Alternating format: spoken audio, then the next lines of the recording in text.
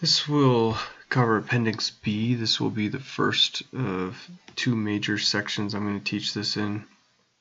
Appendix B goes over, as it says, basics of logic design. So in order to understand logic design, you need to understand logic, Boolean logic, logic circuits, and basic building blocks of logic design. So those are things we're going to cover. This first part will just be a cursory view.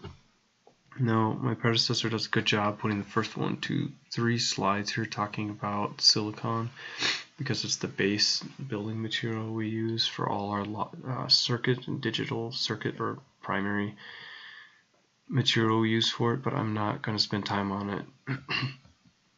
Let's get into actually what it does, why it's useful. So here are a few basic definitions that are important for understanding. Again, we're dealing with Boolean logic here. So 1, 0, 1 assertion, D assertion is 0. A gate is the most basic level circuit here that produces an output from 2 inputs. And then we talked about this before, but now it's going to start becoming useful. Combinational logic versus sequential. Note that combinational logic is theoretically available immediately at the moment of time its inputs are put into it, versus sequential, or stateful is a better way to put it, logic, where it depends on state, so a certain amount of time. So there's going to be, as it states here, there's going to be outputs based on current and past inputs. So it contains a state. So we'll introduce that right at the end of the video.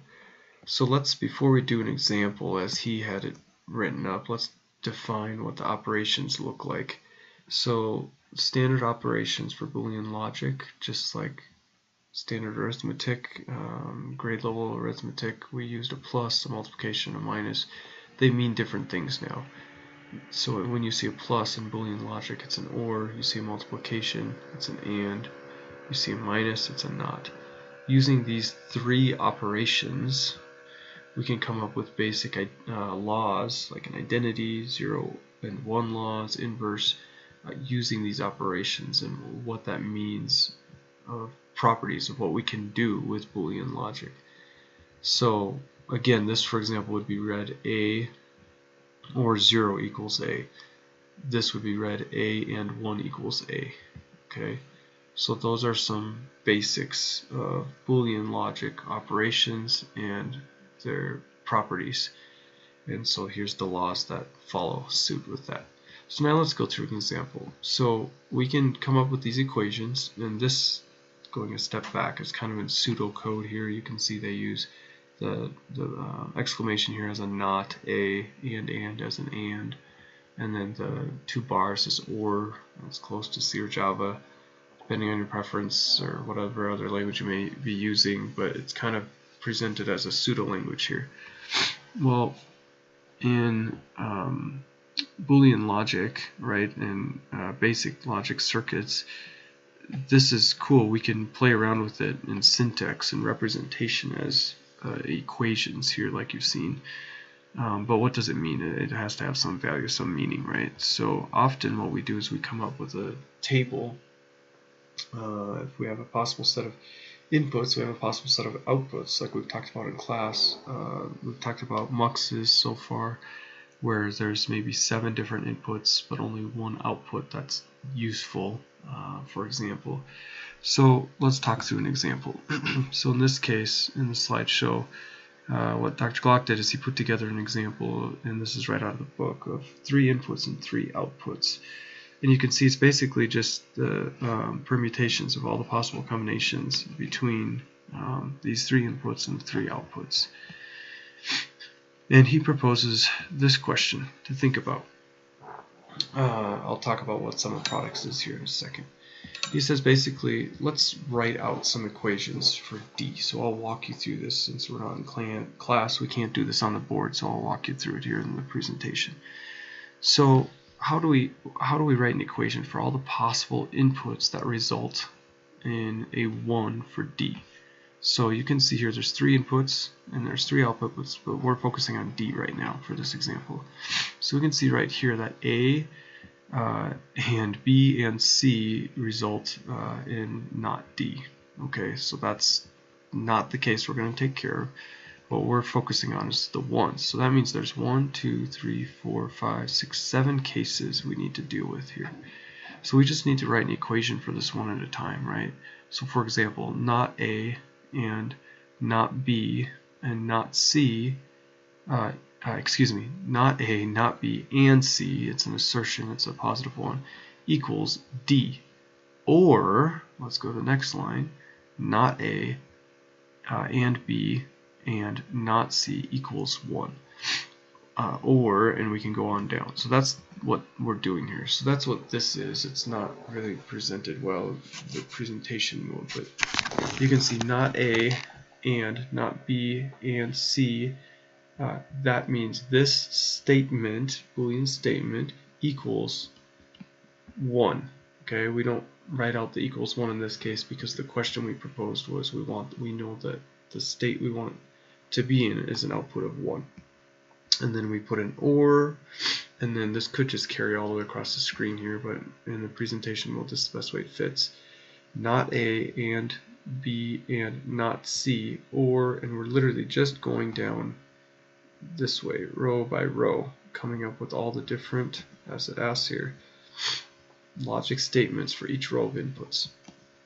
So once we do that, if you think about this, right, on a computer often we're not dealing with small states like what I think there's 8 rows there. We're dealing with thousands of rows, so we need a simplified way to represent this. So we can do that by simplifying our equations. So let's start by reducing this, just like you would in algebra. Now we're going to do the same thing, and we're going to reduce this. So we take this first statement, and you can see it just holds. Okay, so it retains not A and not B, same thing, and C. But let's look at the second row. What's the similarity in this statement here? You can see not A, and B. This is a typo there. It should just be 2 ands. And B, and this has not C. This has C. So the only difference between these two statements is C. Well, we can simplify that based on some of those properties we talk about for Boolean, and we can say, okay, not A and B and C or not C equals 1. And now in one simplified Boolean statement we've expressed these two rows right here. You can see not A, B, B, and then either not C or C, both results in 1. So now we've simplified this to this single statement, and we do the same thing with these two statements. So this statement, you can see the similarity here and difference is just C again, and likewise in this statement the similarity is C. Well, we can then further, first we'll rewrite that based on just as dependence on C and reduce it down to this statement, right? So again, the first line is retained here, second line is here, third line is here, fourth line is here. It's not showing the C part, but it carries down.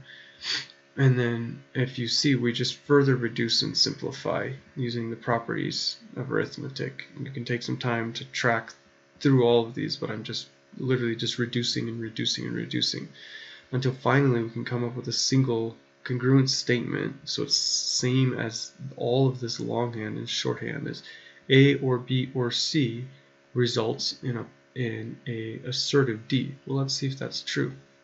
So in every case, at least one of these, where D is 1, one of these rows of A and columns A, B, and C has at least one 1 in it. So C is 1, B is 1, B and C are 1, A is 1, A is 1 and C is 1, A, B are 1, A, B, and C are 1. So this statement we created by reducing all of this is true based on inspection, visual inspection. So if we have either A or B or C, then we have a positive 1 in D. Whereas we can also validate it conversely by when we get a D assertion or 0, we can see here that when neither A, B, nor C, so no ORs, are a single one, then we get a 0. So by visual inspection of our truth table, we know that this simplification is accurate. Now, we can come up with the same statements of when there's a 1 for E and F as such. So this is just expressing, again, so what, there's 1, 2, 3, so that means there ought to be 3 situations, permutations, when E is a positive 1, which there are. So for example, just so you guys can check your understanding here, I'll restate this one time for E. F is 1, so it's pretty straightforward. But for E, one permutation where we get a positive 1 for E is if not A and B and C. So let's check that. So not A and B and C. And then these 3 cases. And likewise, E is just reduced. And then finally, F is kind of, like I said, the easiest case.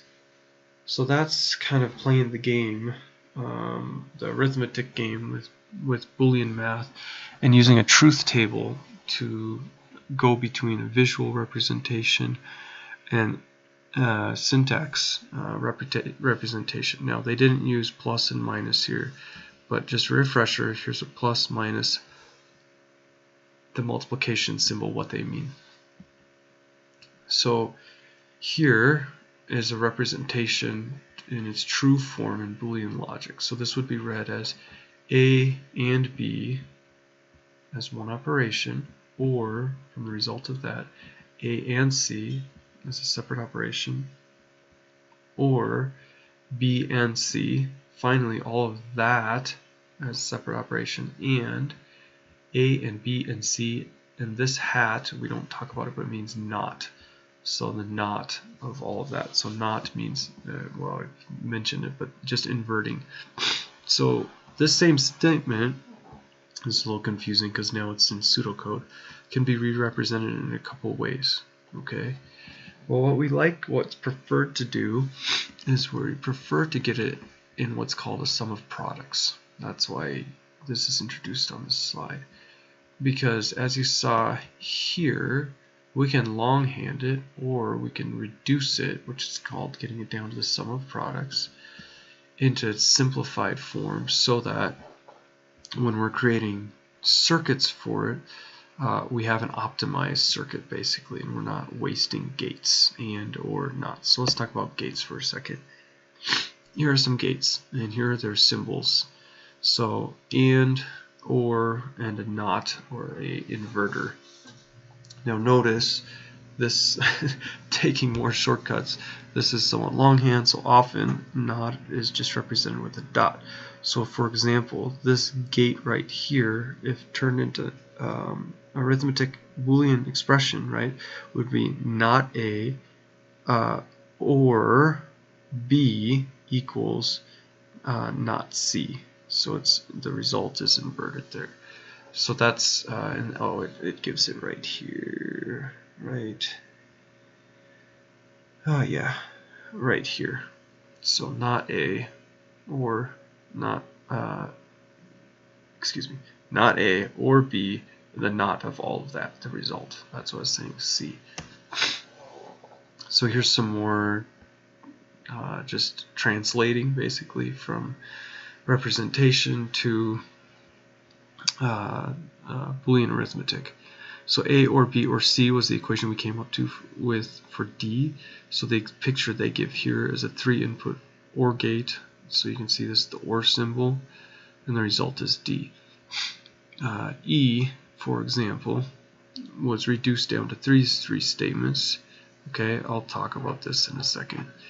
And F, another simplified, was reduced. I mean, it is what it is.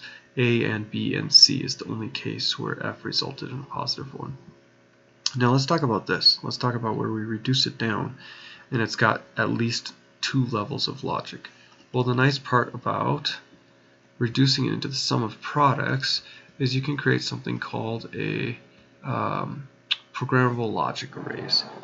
And basically, it's a standardized way of implementing circuits for equations that have been reduced. And it's 2 levels. So you end up having right here and ORs for the middle of the circuits. Because I'm not going to spend a lot of time on this, but all logic can be done with ORs, ANDs, and NOTs. So those are the most basic building blocks. The NOTs being the inverters again. Okay, so by acknowledging this, okay, whether you believe me or not, that's your choice, but by acknowledging this, we can create circuits. Now, like the math, you can create circuits just like with the math equations. It may be possibly an infinite number of ways to express the same circuit. But if you've reduced your math to a sum of products, then it's possible, right here as it talks about sum of products or product of sums, it's possible to create a standardized design, which we call PLAs, programmable logic arrays. And this is the most desirable representation, so that what happens is you have just basic and OR gates, and you can create a plane of what's called this sum of products, which we've talked about. So you have the AND plane on top and then the OR on the bottom. And these are the minterms, and this helps you as a designer determining how to design your circuit. Okay, this is going to be longer than I thought it was. So let's give an example. So, for example, now let's come back to this one. E, you can see it had 3 inputs, right? So, and it has 1 output, all right? So let's talk about, you can see it's in 2-level logic. So it's got an AND plane and then the OR gate, all right? So in 2-level logic, you can see 3 inputs, okay? So 3 rows, okay? And then you can see here he's got this turned sideways, but 9 different values, right, which results in 3 AND gates. So that's your first level of logic for AND, and your second level of logic is here as your OR. We'll talk about this a little bit more. The book has a better example of this. And again, why? Well, why are we doing this? It's decoders and many other logic like muxes. You've seen it up until now often like this. Well, this is now we know what it actually looks like. Well, it won't go all the way down to the lowest level. Maybe in chapter 4 I can show you some pictures of what this actually looks like on a circuit, like a board, a wafer. So let's talk about this one, okay? This is the more truistic example that the book gives for how we can figure out the number of inputs and outputs. Let me pull the book up real quick because I really like the example that they give right there. So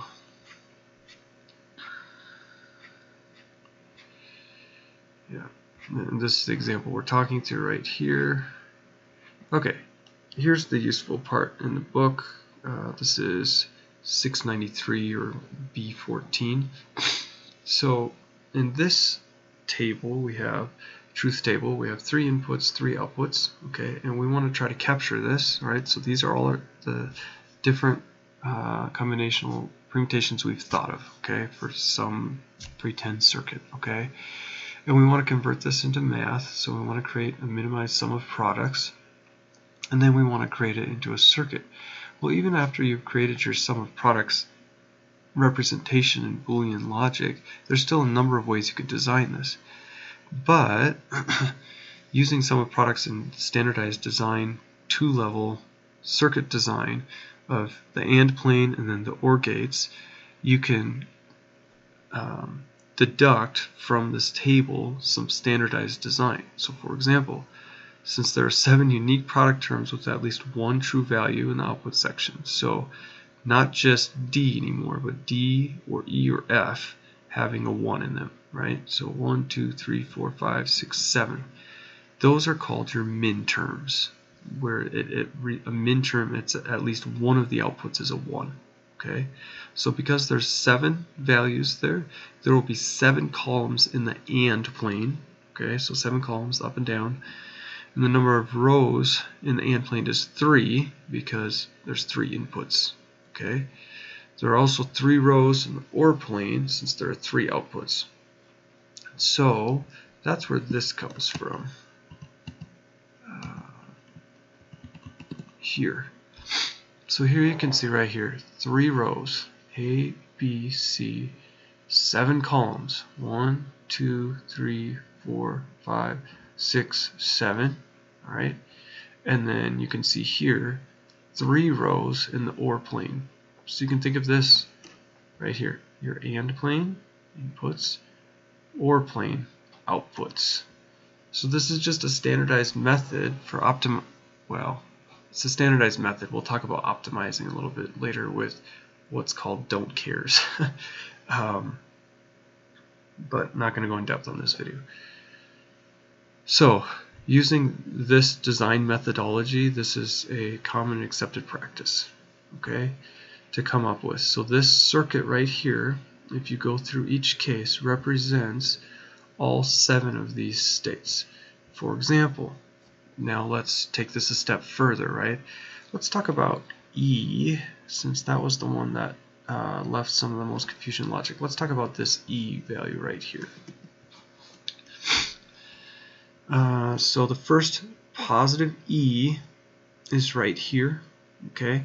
And it's a 0, 1, 1. So let's see if we can find that. So that's a so that's going to be 1, 2, 3 if they've designed this sequentially. 1, 2, 3. So not A, that's the case. B, that's the case. C, that's the case. Then is split out to 2 different paths here. So the AND of that, okay, so that's our AND plane, split out into 2 ORs here. Here and here, okay? And then the result of that is going to be, as we can see here, a 1 and a 1. Those are the ORs. And that works because we know in this case, if we have 0, 1, 1, since these are ORs, if either this or this, which both of them will be 1 in this case, ORs, then D is going to be a 1 because it's an OR gate. So even though all these others may have come out as a 0, because when we put 0, 1, 1 into this first one, right, we're going to get the AND of the not of 0, so 1, the not of 1, so 0, and I've got to look at the table again. So we're going to get the inversion of this. So 1, 0, 1. So 1, 0, 1. So even though this may come out as a 0 here into the outputs, it doesn't matter because we're going to get a 1 in this AND column right here. And so the OR plane, this is going to be a 1. Okay, I think I beat that to death. Just in case you weren't confused yet, and I say that in the best way, there's another way we can represent this. So we can represent it this way. Another way we can represent it is as a little graph here like this, where again, here's your min terms. So there's 7 values we actually care about. 1, 2, 3, 4, 5, 6, 7. Pardon me. Alright, 7 values we actually care about. So here's your min terms. That's how many columns, right? How many rows? Here's your 3 inputs. And then on your OR plane, 3 outputs. So this is very similar to this. It's just a graphical way to represent this. The dots represent the AND values in the AND plane. And the dots represent the OR values in the OR plane. So pick your choice. I'm going to prefer this for class, but this is another way to describe it. Let's keep moving. Why is this all useful? Well, we've talked about already for tables, right, for values such as multiplexers or decoders, or how about read-only memory, where certain input values mapped to certain output values. Well, now we can create a mapping essentially, because if we can take a logic table and we can convert that into circuitry, now we can create a read-only memory, which is programmable logic array that contains a pattern of how to produce outputs from inputs. So it's raw read-only memory. So for example, what we've just done, if our address, our input is 0, which is this first state, 0, 0, 0, then what's stored at 0? 0. Okay, presuming this is right here, this column is 2 to the 0s, 2 to the first, 2 to the second. Well, how about at 1, and the same likewise for these. So this is 2 to the 0s, 2 to the first, 2 to the second. So if this 0, 0, 1 would represent 1, right? This is base 10 here, with this binary here. So this is a 1, and therefore the output you can see is 1, 0, 0. So convert that to decimal, it's 4, because this is 2 to the second here, and we have 1 to the second, 2 times 2, which is 4. And you can just go down this table. We've created a truth table in ROM. That's all that we've done. I know that's a lot of logic, but that's the basics behind it. We'll talk about don't cares in the next video, because that gets into optimization, and therefore we'll also talk about how that works in MIPS in determining this. Alright, let's get into hardware description language. Well, I mentioned earlier, and the book talks about this, there's 2 basics that are out there, and this book was put out a while ago, but I was just recently in 2012 doing some work in industry on some logic for stuff, and I used both Verilog and VHDL, partly because the software I had was VHDL, but the previous programmer had done mostly everything in Verilog. Point is, these are 2 hardware description languages to accomplish Boolean logic, and they're very, very useful, because for programmable devices you're able to put together Boolean logic on a programmable device and then build it, print it, test it, or in my case using a field programmable gateway array. Since the device could be programmed on the fly, I could program the logic and then test it in real time. So those are out there. That's useful for you to know. And it builds on registers and wires. We're going to talk about this more in the next presentation. But here are some basic symbols in Verilog and VHDL. Now, let's talk about some more useful stuff for this presentation, for symbols. Well, one of the most basic logic building blocks, given everything we've discussed so far, is an AND OR unit that you can see right here. Basically, you have 2 inputs, 1 output, and you can select, that's what the operation is here, what you want to do with these inputs. And I'm trying to find another word for or these, you can AND these, or also do OR on these, depending on your operation. Which value will you select? Why is that useful? Well, we get into one of the most basic logic units, like a 1-bit adder. What does a 1-bit adder look like? I need to switch to the book here. It doesn't show it. Well, and this is an attempt at humor here, obviously, showing the snake and adder. Let's talk about it in visual form first, okay? And then, I can't remember if the slides show. They don't show the picture. Then I'll flip to the book so you can see it. So, just like we did previously when we built out that table of ROM, let's build out a truth table for an adder. It's a 1-bit adder, so just literally adding an A and a B. Now, what is this? What does this carry in and carry out? Well, as you may, it's obviously not like GitHub or some other food venue, and I don't know of anyone who can bring food back into restaurants. But anyways, this deals with obviously the fact that how many times are we actually doing 1-bit arithmetic? Usually it's 8, 16, 32, 64, 128. So assuming that at the most basic level the logic is just creating a addition of 1 or 0, we need to deal with the case where we have overflow, a carry out. Okay, And then if this is rippled, which we'll talk about for the next 1 or 0, then we need to have a carry in. So this is the symbol you'll often see for a 1-bit adder, okay, which I think they show, yeah, right here. And so you can stack these things, right? So let's say we were doing 8 bits, right? So we have a 1-bit adder for the first bit, 1-bit adder for the second bit, starting at the low end. So 2 to the 0th, to the first, to the second, and so on.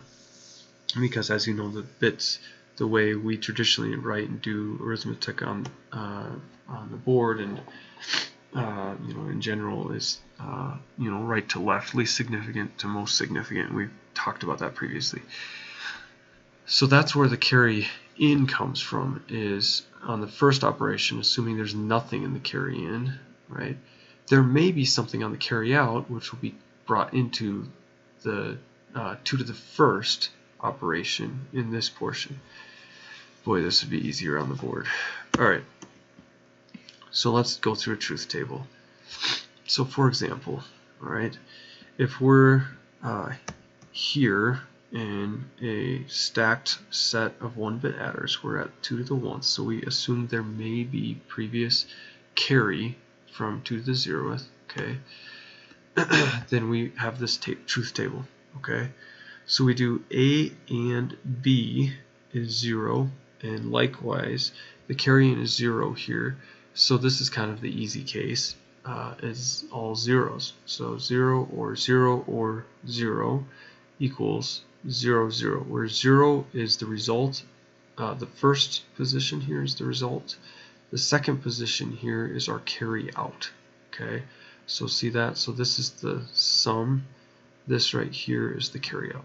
Okay, so for example, A is 0 again, B is 0 again, but we have a carry in. So even though A, B summed are going to be 0, the carry in summed with that result is going to be 1. So the final sum is 1. The carry out is 0. There's nothing to carry. Let's go on to the next permutation. What if we have 0 for the input, for the first input, 1 for the next input, and 0 for the carry in? Again, these first 1, 2, 3, 4 roughly are pretty straightforward. They're determinate. I mean, all of this is deterministic, but it seems transparent to me. Anyways, what's going to happen is 0, 1, 0, we're still not going to have a carry out. Okay, well, where do we get to our first carry out situation? Well, when 2 of the inputs at least are 1, we're going to have a carry out because there's going to be overflow because it's a 1-bit adder. So even though input A is 0, input B is 0, we had a carry in, so 1 and 1. So the sum is 0 because we have overflow, and the output, the carry out, is a 1. And now you can see kind of how this truth table flows, all the way down to the case where we have 1, 1, 1 all the way through, and therefore you get a 1 for the result of your sum is going to be 0, but then you get a carry out, so that went here because your result was 1, 0, but we're doing 1-bit addition. So the 1 goes to the carry out, but then we got a carry in, so now that ends up being 1. So it's just standard arithmetic here. Binary 1 plus 1 plus 1 is going to equal 1, 1. But now it's putting it into logic. How do we represent this in logic? Up until now in class, you've just taken for granted that the computer does the logic. Now you're starting to understand how the circuits are represented. Well, let's see what that looks like. Let's see, go back to the book.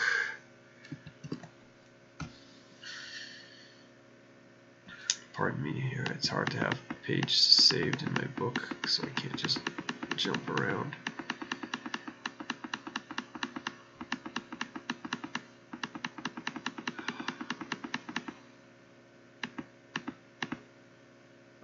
Here we are.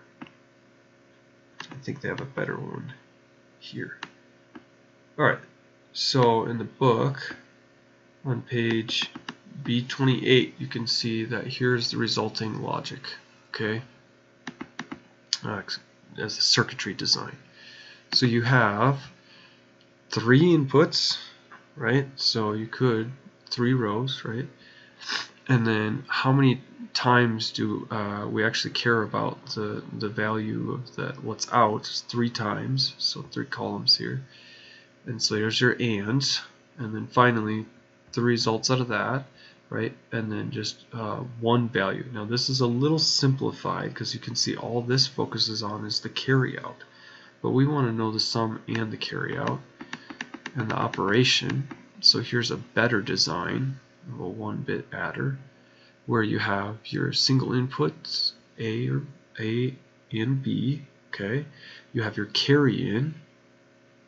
All right, and then you have your operation selection. So now this adder can either be a standard adder, an and, or an or, as you can see here. And the book talks about this. You know, and it gives you the little plus here, kind of pointing you back up to this guy right here. All right, so that's how it all folds together. And I mean, you ought to have done the reading. In the reading, you can see here they reduce and create the arithmetic, just like we've gone over some examples in the presentation. Okay, I think I'm going to go over a few more things, and that's it for this introductory video. We talked about earlier in class, but why is it easier to do 2's complement? Well, let's stack one of these adders, right? So if we're stacking these 1-bit adders together, okay, I apologize, but I'm working through a cold here. So if we stack these 1-bit adders, what's going to happen is, you know, we can get 8 bits, 16 bits, whatever the desire is. What else we can do is we can add an inverter to select if we're going to invert A or B. So if we're going to get the not of A or B, which in this case is going to be the 2's complement. Because, and it's kind of funny here, trying to calculate a negative result on a computer, the way logic is designed right now, doesn't go so swimmingly. So instead, as we've talked about in class, if we want to do A minus B, then you just do A plus the inversion of B, which is just going to be the 2's complement. And then you get these, let's see here, anyways, we'll talk about in the next video, but you get you can build up a full ALU because you get the operation selection, you get 2 inputs, and what the results are going to be. We'll talk about that more next video. Because we also need to talk about if it's less than. We're not going to talk about that here. Okay, here's what this all looks like expressed in Verilog. All right, you can pause here and kind of decode all of the language. Maybe if you guys have questions in class, we can talk about it. Let's move on. Let's talk about clocks. So up until now, and this is where, as I said in the beginning of the video, I introduced we're going to talk about both combinational and sequential or stateful logic. Up until now, we've mostly focused on combinational logic, but obviously we need to save states in computer. So often what you get is what are called state elements, right, with some combination, with some flow of combinational logic between them. Well, now, and I mentioned this in class, this is why clocks become important. The book uses the edges, okay, like we talked about, in either a 1 or a 0, okay. There are other ways to read based on voltages outside of the scope of this course. So what we can do, this is just the introduction, is we'll talk about flip-flop in the next video and what that is.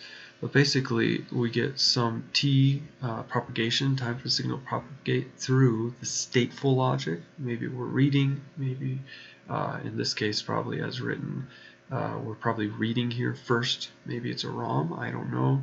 We're reading from it, so it takes some amount of time to transition through the read, okay? And then we perform some logic on that value, and then we perhaps do a write. It's just purely hypothetical, okay? Well, there's some time it takes to get through all of this. And as we talked about in class when I introduced Chapter 4 about a month ago, that time it takes through, right, is going to start setting up our clock cycles for our computer. so that we don't get in an inconsistent state. And we'll talk about asynchronous in the next video. That concludes this lesson. We talked about, as an introductory to Section B, Appendix B, we talked about, I introduced truth tables, circuits. There's multiple ways to represent them, like this or this. How to go from a visual representation of a truth table to a circuit logic design, and why that's useful and some simplified applications of that. We also talked about basic building blocks, the AND/OR unit, and a 1-bit adder, and how we can stack those and create a useful basic circuit here of logic, like getting into ALUs.